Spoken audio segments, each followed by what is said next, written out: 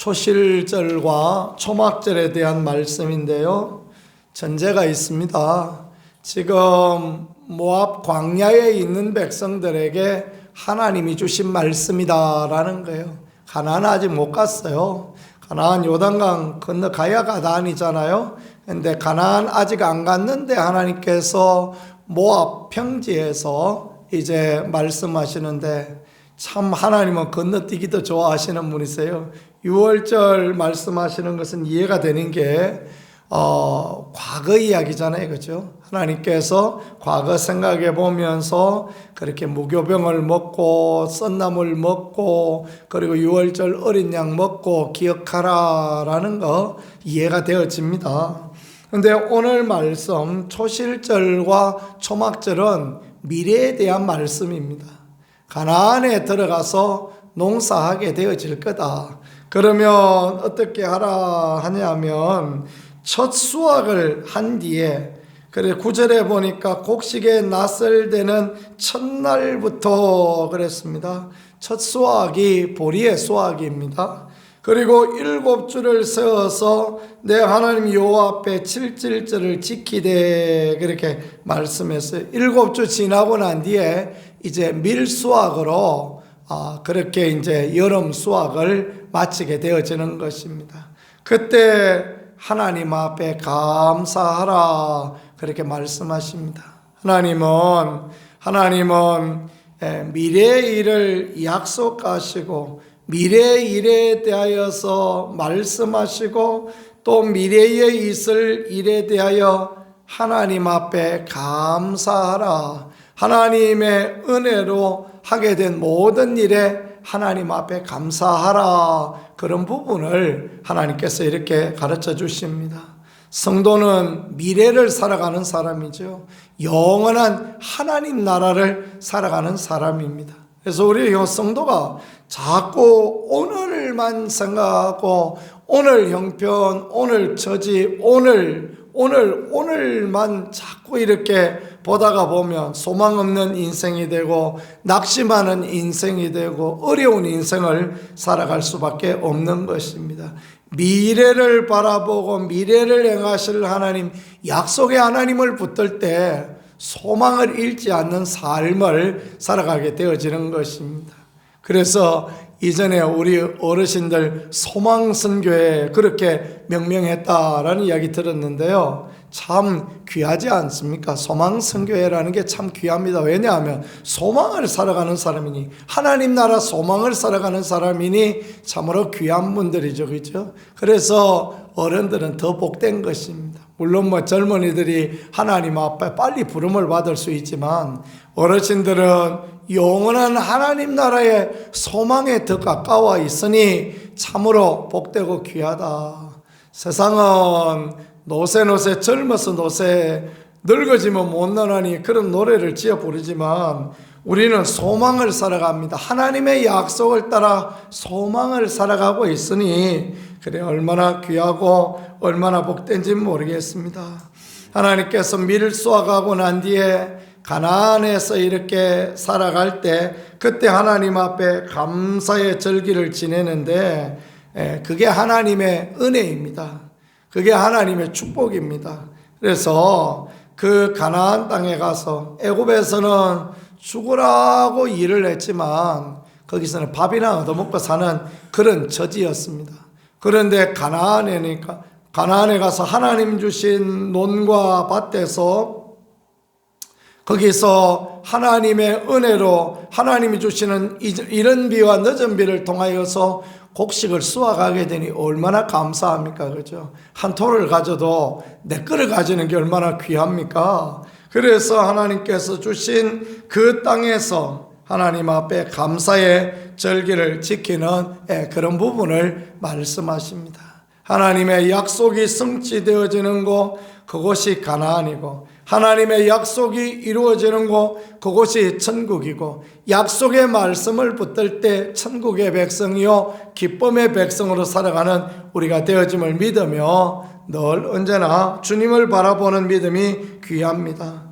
자, 새로운 시대가 열려지는 것입니다. 가나안에 들어가서 새로운 시대가 열려지는데 하나님께서 이제 77 그러니까 7주를 계산하고 난 뒤에 그 다음에 이제 하나님 앞에 77절을 지키라라고 그렇게 말씀하셨지 않습니까? 하나님은 이 77에 7749 이 절기를 참으로 귀하게 여기십니다. 그래서 보면 이스라엘 백성이 그 출애굽하고 난 뒤에 시내산에 오르게 되는데 하나님이 50일 만에 이스라엘 백성들에게 율법의 말씀을 허락하여 주세요.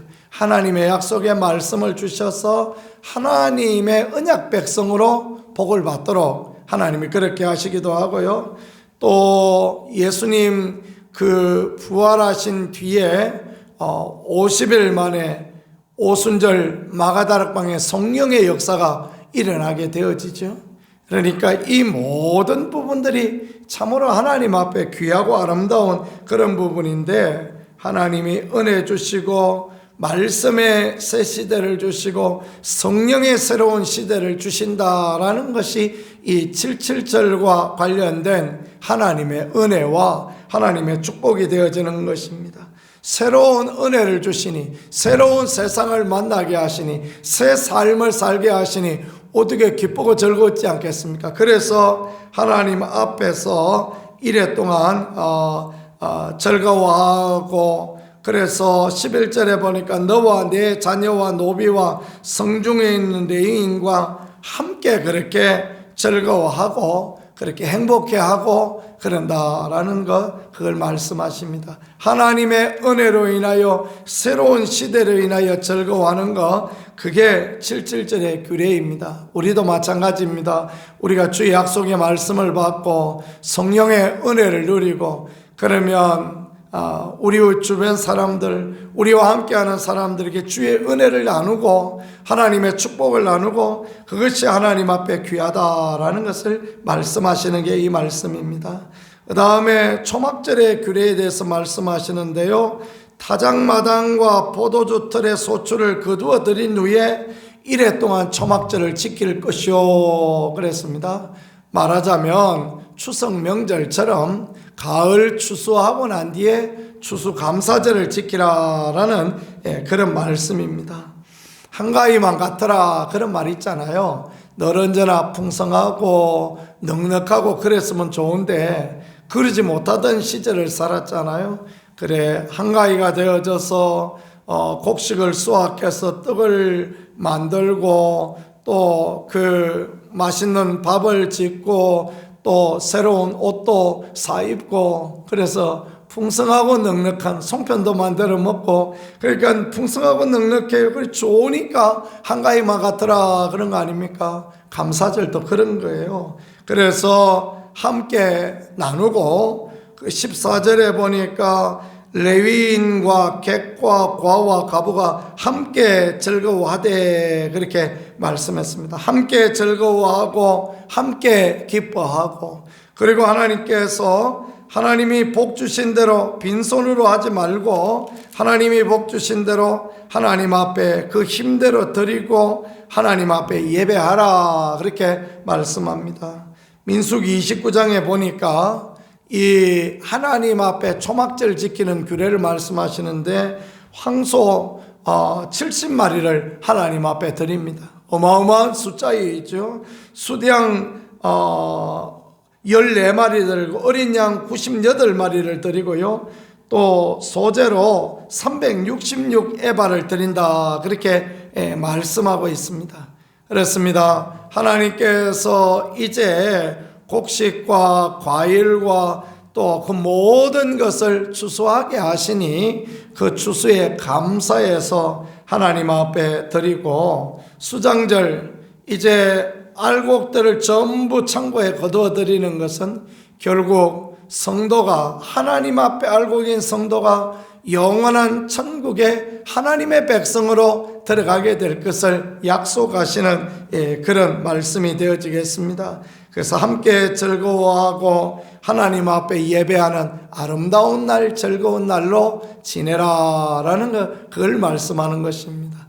초막절하고 그 다음에 이 77절하고 두 개는 감사의 주일이죠. 그래서 감사를 보내는 건데 보리 수확하고 밀 수확해서 감사하고 가을 수확해서 감사하고 그렇게 하나님의 은혜를 온전히 감사하고 새로운 일을 하시는 하나님을 감사하고 마지막까지 이끌어주시고 수정하여 주시는 하나님 은혜 감사하는 그런 절기를 살아가는 것입니다. 우리의 인생이 결국은 은혜로 시작해서 감사로 마무리하는 게 인생이다라는 걸 가르쳐 주시는 그런 말씀이에요. 늘 언제나 은혜를 기억하고 하나님 앞에 감사하고 기쁨과 즐거움으로 살아가는 우리 모두가 되어질 수 있기를 우리 주 예수 그리스도 이름으로 간절히 축복합니다. 기도하겠습니다. 고맙습니다. 하나님, 하나님의 백성에게 미래의 약속을 주시는 하나님 높여드리고 찬양합니다. 몸은 광야에 있지만 가나안의 축복을 말씀하시고 약속하시고 알게 해주시는 하나님, 몸은 광야 같은 세상에 있지만 영원한 나라 소망하는 소망의 백성, 은혜의 백성이 되게 하시고 주님을 높여드리는 거룩한 믿음의 백성으로 서며 하나님 은혜를 기억하며 감사하며 기뻐하며 즐거워하며 나눔의 그 귀함을 나눌 수 있는 그런 우리가 되게 하시고 하나님 앞에 예배하는 복된 인생 살아갈 수 있게 은혜를 더하여 주시옵소서. 주께서 늘 함께 하시고 크신 은혜 가운데 이끌어 주실 줄 믿습니다. 예수님 귀하신 이름으로 기도드렸습니다.